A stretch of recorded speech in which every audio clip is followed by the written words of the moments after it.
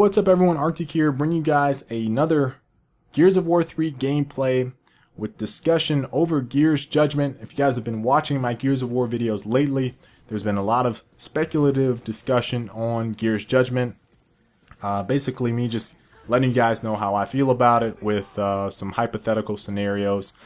And this video is going to talk about character classes. If you guys remember, last video I did talked about Down But Not Out and the possibility of it being excluded in Judgment. Now there was a lot of mixed feelings on that. Most of them, I said predominantly most of them, the comments from you guys want Down But Not Out to be in. You guys feel like it's a staple feature and be a mistake to not have it in. And there's also another group of you guys that are willing to try it out just to see. And then another group that's like, hell yeah, let's try it. I'm all in. Let's go. Gears of War fan for life. That's like another group of you guys. So, I mean, it was a lot of mixed results. Most of you guys wanted in. Again, I'm kind of impartial until I get to play the game more. I just want to make that very clear. I'm trying to be as open and objective as possible, and I've always tried to do that with my commentaries. I just like to stir up the pot and get discussion flowing. So if you guys at all think that I'm for or against it, please get that out of your heads right now. I just like to have discussion about the game, and I try to remain neutral unless something is obvious. I mean, it very obviously needs to be changed. I can't say that Down But Not Out needs to be changed because, quite frankly, I don't know.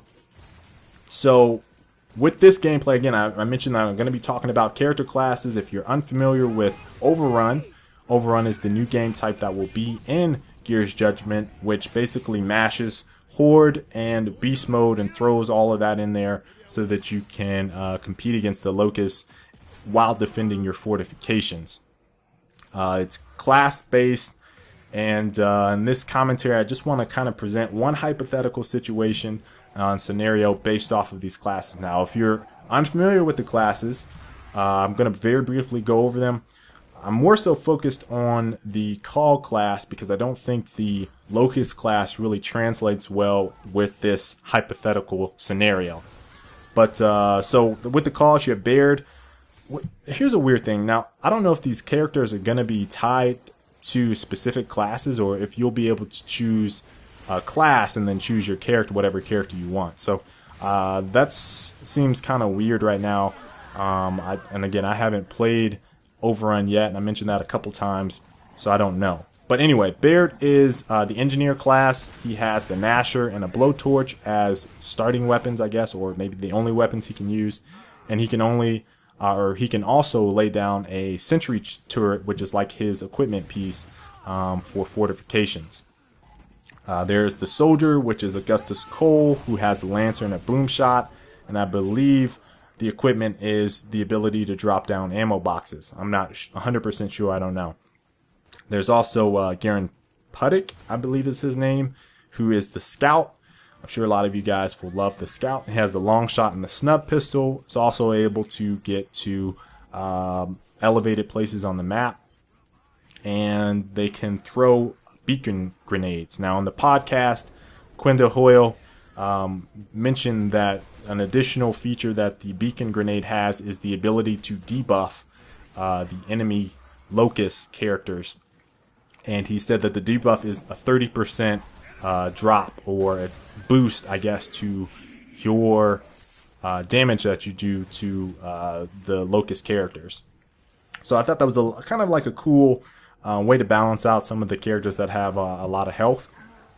And then you have the medic class, which is Sophia Hendricks, and that class has the Lancer and the snub pistol, and they are able to use the stim gas to revive teammates. Now, I don't know how the stim gas works.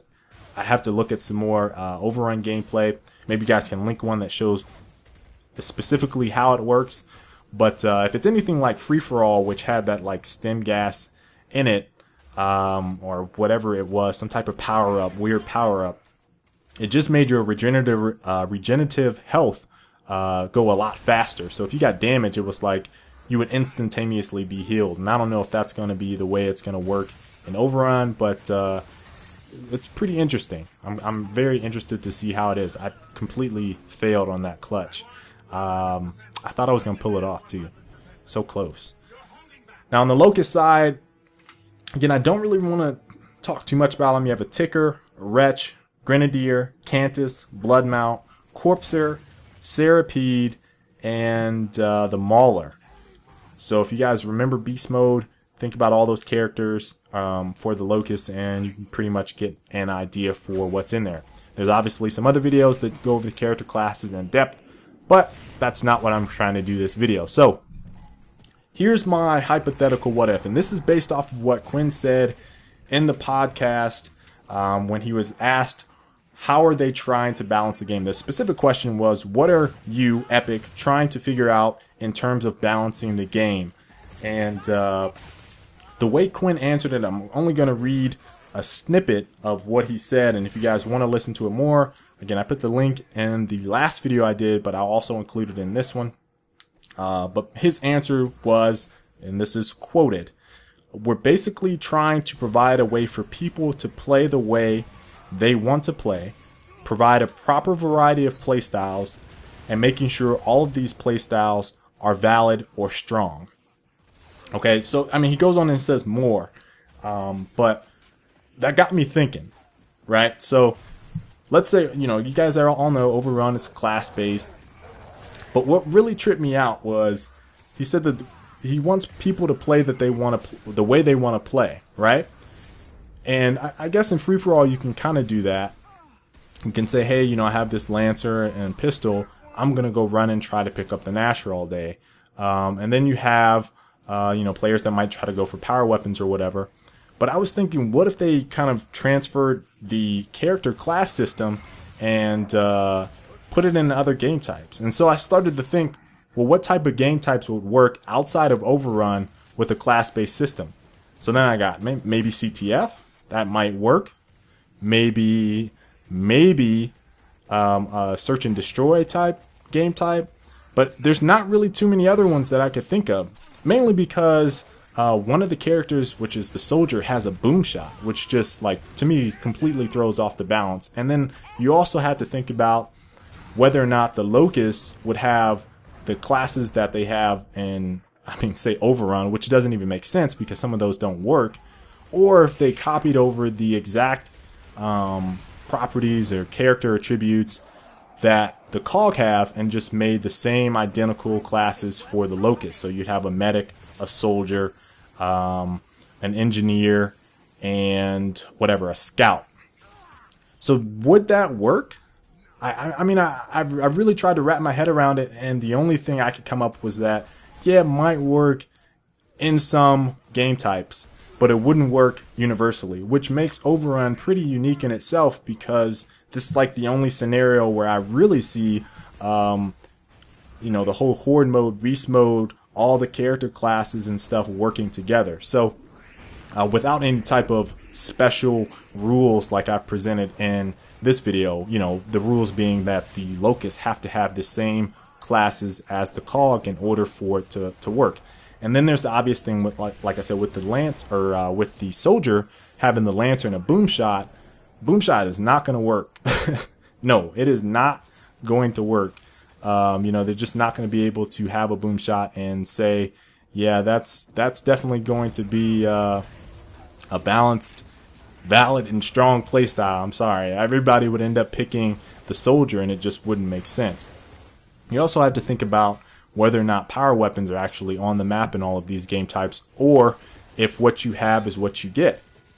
And so, you know, they said that they're making specific maps for specific game types, which means they don't have to have power weapons on all the maps. Obviously, I don't think there would be that many power weapons in Overrun, but it's definitely something that I've kind of just sat and just been like, I wonder how this is going to play out. I wonder if it's possible. So with this, I really want to know, guys, whether or not you think that it's possible to have a lot of different character classes in Overrun.